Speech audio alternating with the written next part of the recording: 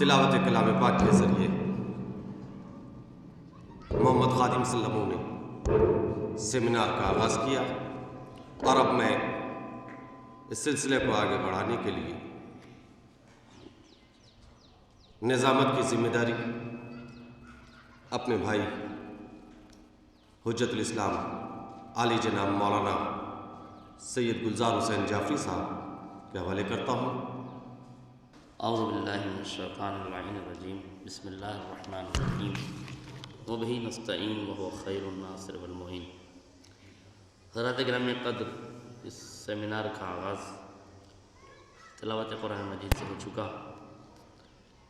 یوں تو ہماری قوم، ہمارے سماج اور ہمارے معاشرے میں ذکر آل محمد کے متعدد عناوین ہیں اور مختلف طریقہ کار ہیں۔ سب کا ملا جلا کے ایک ہی مقصد ہوتا ہے کہ مدحت آل محمد ہو جائے، چاہے وہ محفل کی صورت میں ہو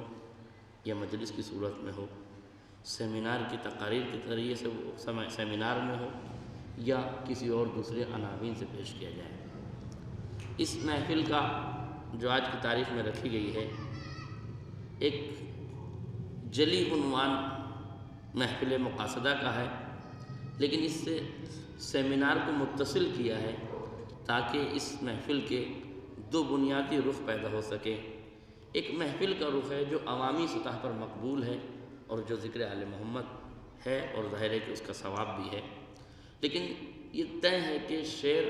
کے اثرات وقتی ہوتے ہیں، اور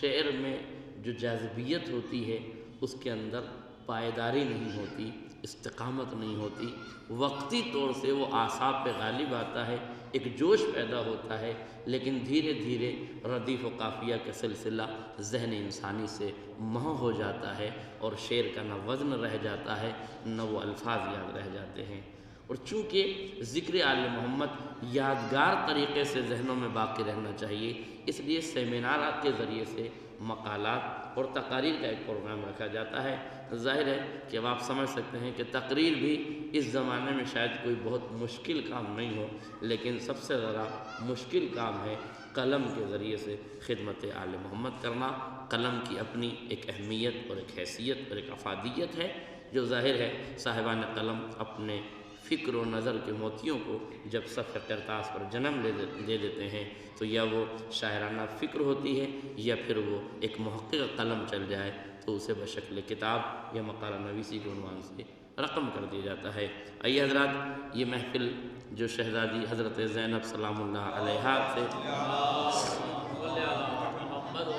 منسوب آپ کے اپنے شہر فیض آباد میں رکھی گئی ہے، ہماری خوش نصیبی ہے کہ ہم اس مقام پر یہ محفل کر رہے ہیں، حالانکہ ہم یہی محفل سید زینب سلام اللہ علیہا کے دیار میں کیا کرتے تھے، لیکن حالات کی نامساعدگی نے ہمیں وہاں سے نکلنے پہ مجبور کیا، تو اب ہم اسی یاد کو باقی رکھنے کے لیے شہروں کا انتخاب کر کے ہر سال کہیں نہ کہیں یہ محفل منعقد کرتے ہیں۔ اس سے پہلے ہم نے اکبرپور میں منعقد کی تھی، اور اس کے بعد ہم نے شہر اعظم گڑھ میں، اور اس سال آپ کے شہر کا انتخاب بڑی امیدوں سے اس شہر ادب کا انتخاب کیا تھا، اس امید سے کہ موتیوں کے ادب کے خوشچوں حضرات ضرور آئیں گے، اور شاید ہمارے علماء کے افکار و نظریات کے بکھرے ہوئے موتی وہ اپنے دامن میں سمیٹ لیں گے۔ آئیے حضرات، سلسلہ حضرت ولادت باسعادت طاہرہ و زکیہ راضیہ و مرضیہ قائدہ و ناشرہ پیغام کربلا محافظ ائمہ فخر مریم و سارہ محسن حوا و حاجرہ منقذۃ الانسانیہ رائدۃ البشریہ عالمہ غیر معلمہ، یعنی جناب زینب سلام اللہ علیہا کی ولادت باسعادت کے پرمسرت موقع پر یہ محفل منعقد کی جاتی ہے۔ آئیے حضرات، اس محفل اور اس سیمینار کا آغاز تلاوت کلام مجید سے ہو چکا۔ آئیے اب میں سب سے پہلے مقالے کے لیے دعوت دوں گا عالی جناب مولانا وسیم صاحب قبلہ کو، جن کا موضوع ہے جناب زینب تاریخ کے آئینے میں۔ انشاءاللہ اس عنوان پر وہ آپ کے سامنے مقالہ پیش کریں گے۔ آئیے حضرات، میں ان کو بڑے ہی مؤدبانہ انداز میں دعوت دوں گا، ایک نعرہ صلوات سے آپ ان کا استقبال فرمائیں۔ اعوذ باللہ من الشیطان اللعین الرجیم بسم اللہ الرحمن الرحیم و نستعین وهو خیر المعین والصلاة والسلام علی محمد وآلہ الطاہرین ولعنۃ اللہ علی اعدائہم اجمعین. اما بعد، میرے سیمینار کا موضوع، میرے مقالے کا موضوع کردار جناب زینب تاریخ کے آئینے میں. علماء کرام سے اجازت لیتے ہوئے رسول مقبول کی اکلوتی صاحبزادی حضرت زینب، حضرت فاطمہ زہرا سلام اللہ علیہا کی گلشن کی پہلی کلی سن 5 ہجری میں 5 جمادی الاولیٰ جمعرات کے روز وقت طلوع فجر کھلی. اگرچہ بعض مورخین نے 6 ہجری یا 9 ہجری بھی لکھا ہے، مگر علامہ سید عبد الحسین شرف الدین موسوی نے عقیدۃ الوحی میں یوں روایت نقل کی ہے کہ ولدت علیہ السلام سنۃ 5 ہجری وهو صلح حدیبیہ ونزول سورۃ الفتح علی رسول اللہ، یعنی حضرت زینب سلام اللہ علیہا کی ولادت 5 ہجری میں ہوئی اور اسی سال صلح حدیبیہ ہوئی اور پیغمبر اسلام کے اوپر سورہ فتح نازل ہوئی. آپ کی ذات والا صفات خصائص و کمالات کا مجموعہ ہے، جبکہ ساری زندگی مصائب و آلام سے لبریز نظر آتی ہے. یہ بھی شہزادی کی اپنی ایک انفرادیت ہے کہ کمالات و خصوصیات کی چادر میں مصائب و آلام کو اس طرح ڈھانکے رکھا کہ رنج و غم و علم خود آپ کی عظمت و فضیلت کا قصیدہ پڑھتے نظر آتے ہیں. مثلا ماں کے جنازے پر کہ جب شہزادی زہرا کی میت بقیع میں تدفین کے لیے لے جایا گیا، اس وقت اپنے غم کو بھلا کر ماں کی نشانیاں جلدی جلدی روپوش کر دینا کہ جب باپ اور بھائی ماں کو دفن کر کے واپس آئے تو ان نشانیوں کو دیکھ کر ان کا غم دوبالا نہ ہو جائے. گویا اپنی مصیبت کو پس پش ڈال کر باپ اور بھائی کی تشفی کا سامان مہیا کرنا، یہ جناب زینب کا ہی کردار ہے. ماہ ستمبر کے ماہنامہ الجواد کے ایک مضمون میں ام محترم مولانا سید ولی الحسن صاحب قبلہ لکھتے ہیں کہ جناب زینب ابھی 4 سال کی بھی نہیں ہوئی تھی کہ حضرت علی ایک ضرورت مند کے ساتھ گھر میں داخل ہوئے اور جناب فاطمہ الزہرا سلام اللہ علیہا سے اپنے مہمان کے لیے کھانا مانگا. معصومہ عالمیان نے عرض کیا، یا ابوالحسن، اس وقت گھر میں کھانے کو کچھ بھی نہیں ہے، صرف مختصر سی غذا ہے جو میں نے زینب کے لیے رکھ چھوڑی ہے. یہ سن کر علی و فاطمہ کی عقیلہ و فہیمہ بیٹی دوڑتی ہوئی ماں کے پاس گئی اور مسکراتے ہوئے کہا، مادر گرامی، میرا کھانا بابا کے مہمان کو کھلا دیجیے، میں بعد میں کھا لوں گی. ماں نے بیٹی کو سینے سے لگا لیا اور باپ کی آنکھوں میں مسرت و فرحت کی کرنیں بکھیر گئیں. تم واقعی اپنے باپ کی زینت ہو. ذرا غور کریں، جو بچپنے میں فدا و ایثار کا یہ جذبہ رکھے اور یوں مظاہرہ کرے، وہ بڑی ہو کر کتنی بڑی فداکار ہوگی. یہی وجہ ہے کہ بعد ولادت جناب پیغمبر اسلام جب سفر سے تشریف لائے اور آپ کی آغوش میں بطول نے زینت پدر کو دیا تو نبی کی لسان وحی بیان نے فرمایا کہ یہ میری بچی شبیہ خدیجہ ہے. یہ جملہ صرف صورت کی شباہت کا اعلان نہیں کر رہا ہے، بلکہ سیرت کی شباہت کی بھی عکاسی اس جملے میں پائی جاتی ہے، کیونکہ میرا نبی ظاہری باتوں کی بنیاد پر گفتگو نہیں کرتا بلکہ باطنی اوصاف کو بھی بیان کرتا ہے. جس طرح ترویج اسلام میں جناب خدیجہ نے اپنا مال و اسباب قربان کر دیا، اسی طرح تحفظ اسلام میں جناب زینب سلام اللہ علیہا نے بھی اپنا سب کچھ خدا کی راہ میں لٹا دیا. اس بات کو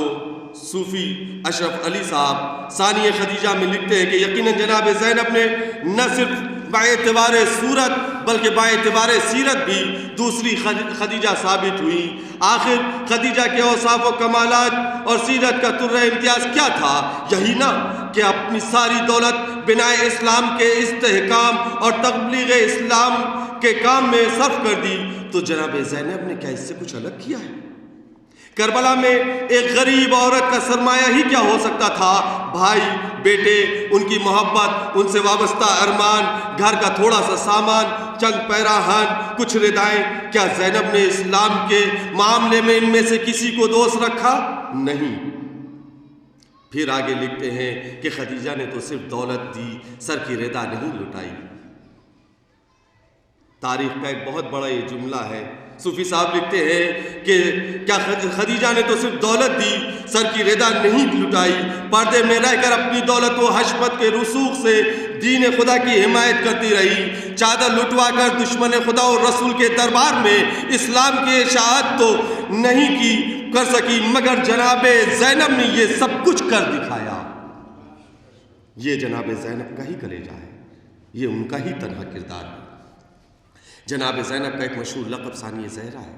چونکہ آپ اثار و فداکاری، زہد و تقوی اور عبادات میں جناب زہرا کی شبیہ تو تھی ہی، مگر کربلا کے میدان میں آپ نے وہ کردار ادا کیے جو کردار ذات زہرا سے مخصوص تھے۔ ثانیہ زہرا ہونے کے سب سے بڑی دلیل یہ ہے کہ تاریخ میں ہے کہ جب جناب زہرا بزم رسالت میں آتی تو رسالت میں آپ ان کے استقبال کے لیے اٹھتے تھے اور اپنی جگہ بٹھاتے تھے۔ اسی طرح جب جناب زینب اپنے والد کی خدمت میں آتی تھی تو وہ تعظیم کے لیے اٹھتے تھے اور اپنی جگہ بٹھاتے تھے، ان کا بہت زیادہ احترام کرتے تھے۔ جناب زینب اپنے والد کی امانت دار بھی تھیں۔ شوق نصرت اسلام، دین خدا کی حمایت اور نصرت اسلام کے شوق میں کی یہ حالت تھی کہ اپنے برادر مظلوم کی مائیت میں مدینہ منورہ جیسے پرامن مقام کو چھوڑ کر کربلا تشریف لے گئیں، اور روز عاشورہ ایسی روح فرسا مصیبتوں، دل ہلا دینے والی اذیتوں اور پائز بات و صبر میں جنبش پیدا کر دینے والی بلاؤں کا اس عظیم و عدیم المثال ضبط و صبر کے ساتھ مقابلہ کیا کہ جس کی کوئی نظیر دنیا پیش کرنے سے قاصر ہے۔ حقیقت یہ ہے کہ ابتدائی خلقت سے لے کر آج تک کسی نبی، وصی نبی یا ولی خدا کی بیویوں میں بھی دین خدا کی نصرت و حمایت کی راہ میں ایسی حلم و بردباری اور ایسا صبر و استقلال نہیں ملا جیسا مقام ابتلا میں صرف شہزادی زینب کا نظر آتا ہے۔ آپ کی مقدس ذات اپنی صنف میں ایک عظیم المثال شخصیت رکھنے والی ذات ہے، جس کی بے نظیر صفتیں انبیاء کے لیے بھی وجہ حیرت بن گئی۔ آپ نے صبر کا وہ مظاہرہ فرمایا کہ مجسم صبر بن گئی۔ صحیح معنوں میں مظلومہ کے لقب کی مصداق نظر آئی۔ حمایت دین اور نصرت اسلام اور اطاعت امام وقت کا جذبہ اس قدر تھا کہ اپنے فرزندوں اون و محمد کو ساتھ لے کر خدمت امام حسین میں آئی اور عاجزانہ انداز میں فرمایا، بھیا، ہمارے جد بزرگوار خلیل خدا نے بھی فدیہ قبول کر لیا تھا، آپ بھی اپنی نادار بہن کی قربانی کو رد نہ کیجیے گا۔ بھیا، اگر عورتوں سے جہاد ساقط نہ ہوتا تو میں خود آپ پر 1000 بار قربان ہوتی اور ہر ساعت شہادت کی طلبگار رہتی۔ جلال و قدر جناب زینب، جلالت، قدر، منزلت، مقام معرفت الہی کی یہ حالت تھی کہ جب مجاور قبر رسول شہید ہو گیا، اس وقت عادل بے نیاز کی بارگاہ میں فریاد کیا، پروردگار آل محمد کی اس قربانی کو قبول فرما۔ اگر عرفان الہی کے تمام مدارس سے قطع نظر کرتے ہوئے اگر صرف اسی واقعے پر انصاف کی نگاہ ڈالی جائے تو آپ کی خدا شناسی پر کافی روشنی پڑ سکتی ہے۔ یہ جملہ خود آپ کے بھی مراتب عالیہ اور مقامات رفیعہ کا کما حق ہوئے اظہار کرتا ہے، مگر دنیا اسلام آج تک اس مظلومہ کے واقعات زندگی کی طرف سے تاریکی میں ڈوبی ہوئی ہے۔ سمجھ لے اور اچھی طرح سمجھ لے کہ بانی اسلام کی محسنہ اور دین خدا کی نصرت کرنے والی بی بی پیش خدا اتنا بلند مرتبہ رکھتی ہے جس کا سمجھنا ہم جیسے معمولی اور محدود عقل و سمجھ کے انسانوں کی ادراک کی طاقت سے باہر ہے۔ آپ کی جلالت، قد کو سرسری طور پر سمجھنے کے لیے بس اسی قدر ذہن نشین کر لینا کافی ہے کہ خداوند عالم نے آپ کے اسم گرامی کو لوح محفوظ پر ثبت فرمایا، اور جب وقت آیا تو اس نے رسول خدا تک اس طرح نازل فرمایا جیسے قرآنی آیات کو جبریل امین کے ذریعے نازل فرمایا کرتے تھے۔ اپنے دور کے اپنے وقت کے امام کی حفاظت انسان کا سب سے اہم فریضہ ہے، کیونکہ بقائے دین امام کے وجود پر منحصر ہے۔ اس فریضے کی ادائیگی میں بھی خواتین کربلا نے کوئی کوتاہی نہیں کی ہے۔ جب عصر عاشور امام حسین علیہ السلام کو قتل کیا جانے لگا تو جناب زینب نے امام کی حفاظت کے لیے دشمنوں کے ضمیر کو جگانے اور ان کی غیرت کو للکارنے کی کوشش کرتے ہوئے فرمایا، یا عمر یقتل ابو عبداللہ وانت تنظر الیہ، اے عمر سعد، امام وقت ابو عبداللہ شہید کیے جا رہے ہیں اور تو دیکھ رہا ہے۔ پھر 11 محرم کو جب اہل حرم کو اسیر و قیدی بنا کر اونٹ کی ننگی پشت کے اوپر سوار کر کے کوفہ کی جانب لے جایا جانے لگا، اور امام سجاد کی شہداء کے لاشوں کو دیکھ کر بے چین ہو کر حالت تغیر ہوئی، اور حزن و ملال کے باعث جب جناب زینب نے محسوس کیا کہ روح بدن سے پرواز کر جائے گی تو خود کو اونٹ کی پشت سے گرا کر امام کو تسلی و تشفی دی، اور ان کے ذہن کو بابا کے لاشے سے موڑ کر اپنی طرف متوجہ کیا اور کہا، اے میرے جد اور بھائیوں کے وارث، ایسا محسوس ہوتا ہے کہ تم اپنی جان سے ہاتھ دھو بیٹھو گے۔ پھر اس کے بعد فرمایا کہ اے یادگار جد و پدر و برادر، یہ نہ دیکھو خدا کی قسم، یہ خدا کا عہد و پیمان ہے جسے فرائض وقت نہیں پہچانتے، یا آسمان والے اور فرشتے پہچانتے ہیں۔ وہ آئیں گے اور پارا پارا جسموں کو دفن کریں گے، تمہارے بابا کے مرقد پر ایک علم نصب کریں گے جسے گزرتے زمانہ اپنا اثر نہ ڈال سکے گا،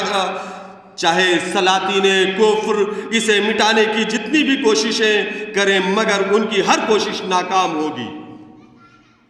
اور وہ اس کا الٹا نتیجہ دیکھیں گے۔ دن بدن اس روزے کی رونق میں اضافہ ہوگا اور اس کی شان دوبالا ہوتی جائے گی۔ اس تلقین آمیز کلمات سے عقیلہ بنی ہاشم کی عظمت و جلالت کا جس قدر اظہار ہوتا ہے وہ کسی تبصرے کی محتاج نہیں ہے۔ آپ کا یہ کلام بالکل وہی ترجمان معلوم ہوتا ہے، اور اس سے آپ کے عالم غیب ہونے کے ثبوت فراہم ہوتے ہیں، اس لیے کہ جو کچھ آپ نے 1400 سال قبل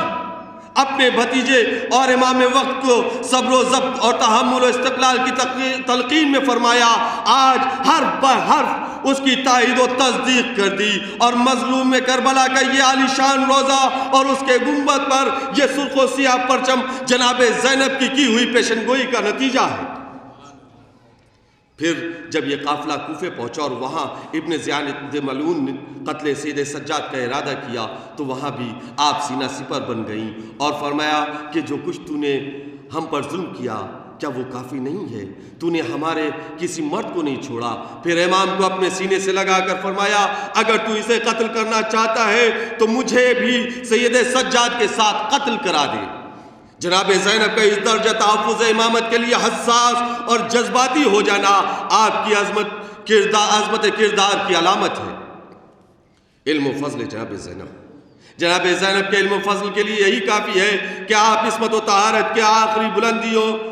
کی آغوش تربیت سے بہرور ہوئیں۔ نانا شہر علم، بابا باب العلم، ماں افضل النساء، دو بھائی تاجدار عصمت و طہارت، مملکت علم و کمال کے سلطان تھے۔ جس طرح امامین شریفین حضرت حسنین نے دنیا کی کسی درسگاہ میں تعلیم نہیں حاصل کی اور نہ ہی کسی استاد کے سامنے زانوِ ادب تہ کیا، بلکہ ان کا علم وہبی اور سینہ بسینہ منتقل ہوتا رہا، اسی طرح حضرت زینب کا بھی علم اور فضل ان کا ذاتی اور وراثتی تھا۔ رازق الخیری نے سیدہ کی بیٹی میں لکھا ہے کہ مدینہ اور کوفہ میں خواتین کا بی بی زینب کی زبانی قرآن مجید کے رموز و نکات سن کر زار و قطار رونا علم و فضل میں ان کا درجہ بہت بلند ظاہر کرتا ہے۔ فاضل دربندی اسرار الشہادہ میں لکھتے ہیں کہ حضرت زینب کے اس خطبے کو جو آپ نے یزید عنید العین کے دربار میں ارشاد فرمایا اور اس میں جو احتجاجات پیش کیے، اگر کوئی بغور پڑھے اور سمجھے تو اس کو معلوم ہوگا کہ آپ کا علم اکتسابی نہیں بلکہ وہبی ہے۔ جناب زینب کا پردہ یہ ایک اہم موضوع ہے جس کی طرف دیکھیں کہ آغوش عصمت و طہارت کی پروردہ وہ بی بی جو نانا کی زیارت کے لیے بھی گھر سے نکلتی تھی تو شب کے سناٹے میں باپ اور بھائیوں کے حصار میں، اور جب مزار رسول پر پہنچتی تو چراغ خاموش کر دیے جاتے کہ سایہ پر بھی کسی کی نظر نہ پڑے۔ وہ شہزادی بعد حسین بے مقنع و چادر کوفہ و شام کے سفر کیسے کر سکتی ہے؟ مگر تاریخی حقائق سے کبھی انکار نہیں کیا جا سکتا۔ کربلا تک کے مصائب و آلام تو بڑی شان و شوکت سے برداشت کیے جا سکتے ہیں، لیکن کربلا کے بعد کے مراحل غیرت کے آئینے کو چکنا چور کر رہے ہیں۔ جب تک کہ اس کے لیے مناسب انتظام نہ ہو، اہل حرم کو ننگے سر مجمع اغیار سے گزارا جانا ان کے مرتبے کے خلاف ہے۔ لہذا اہل حرم نے خود اس کے لیے انتظام کیا کہ اپنے بال نوچ ڈالے اور اپنے منہ پر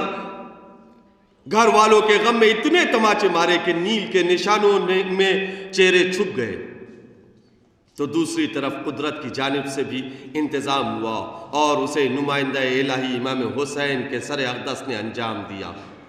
قرآن مجید میں سورہ بنی اسرائیل کی 45ویں آیت میں رب العزت ارشاد فرماتا ہے کہ وَإِذَا قَرَأْتَ الْقُرْآنَ جَعَلْنَا بَيْنَكَ وَبَيْنَ الَّذِينَ لَا يُؤْمِنُونَ بِالْآخِرَةِ حِجَابًا مَسْتُورًا، اور جب تم قرآن کی تلاوت کرو گے تو ہم تمہارے اور ان لوگوں کے درمیان جو آخرت پر ایمان نہیں رکھتے ایک اندیکھا پردہ حائل کر دیں گے۔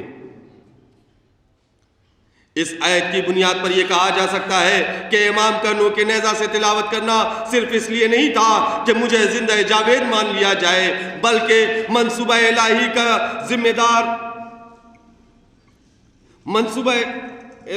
ذمہ دار امام حصول مقصد کے لیے جن لوگوں کو ساتھ لایا تھا ان کا اور ان کی عزت و وقار کا بھی ذمہ دار تھا۔ لہذا اپنی تلاوت کے ذریعے بیویوں کے چہروں اور تماشائیوں کی نگاہ کے درمیان ایک اندیکھا پردہ کھینچے رکھے ہوئے تھا۔ لہذا تلاوت کا بنیادی مقصد بالآخر اہل حرم کا پردہ قرار پایا۔ اب اطمینان سے یہ بات کہی جا سکتی ہے کہ اہل حرم کو بے شک بازاروں اور درباروں میں تماشائیوں کے درمیان سے بے مقنع و چادر لے جایا گیا، لیکن کوئی نگاہ خواہ وہ دور سے ہو یا نزدیک سے اہل حرم تک نہیں پہنچی۔ حتیٰ کسی مخاطب نے بھی ان کے چہرے نہیں دیکھے، البتہ اگر پہچانا ہے تو دوسرے قرائن سے پہچانا ہے۔ جناب زینب کا روب و جلال، بس آخری گفتگو اور آپ کی ذمہ تمام۔ اسد کردگار حضرت علی کی بیٹی حضرت عباس کی بہن جناب زینب کے روب و جلال کے سامنے یزید عنید جیسا ظالم و ستمگار بھی دم بخود رہ جاتا نظر آتا ہے۔ کوفہ و شام کے درباروں اور بازاروں میں آپ کے حق گوئی، جرأت، روب اور بے باکی کے سامنے ایک خاموش اور سناٹا سا چھا جاتا ہے۔ یزید اور ابن زیاد ملعون جیسے سفاک اور بے دین کے درباروں میں دندان شکن جواب دینا اس بات کی بین دلیل ہے کہ حضرت زینب کے سینے میں اپنے باپ کا جگر اور حسین کا عزم تھا۔ آپ نے بھرے دربار میں یزید پلید کا کفر اور آپ نے بھرے دربار میں یزید پلید کو کافر اور زندیق کہا اور تخت و تاج کی تباہی کی پیشن گوئی کی۔ یزید اور اس کے درباری خاموش منہ تکتے رہ گئے، کسی میں منہ کھولنے کی جرأت بھی نہیں ہو پائی۔ گویا تمام انبیاء و مرسلین اور ائمہ و مہتدین میں صرف علی کی شیر دل بیٹی کو یہ امتیاز حاصل تھا کہ حقیقت اور حقانیت کے بدترین دشمن کو اسی کے گھر میں حالت اسیری میں للکارا اور اس کے اقتدار ہو جاؤ ہاشم کی دھجیاں اڑا کر رکھ دی۔ لاکھوں سلام ہو محبوب خدا کی اس نواسی پر، لاکھوں سلام ہو سیدہ کی شیر دل بیٹی پر، کروڑوں درود ہو دین پناہ اور دی پناہ کی حفاظت کرنے والی زینب پر، جس کی زندگی کا ایک ایک لمحہ، جس کی گفتار کا ایک ایک لفظ، جس کا ایک ایک نفس انسانیت کے فروغ اور دین کے استحکام اور باطل کی شکست میں صرف ہوا۔ وآخر دعوانا الحمدللہ رب العالمین۔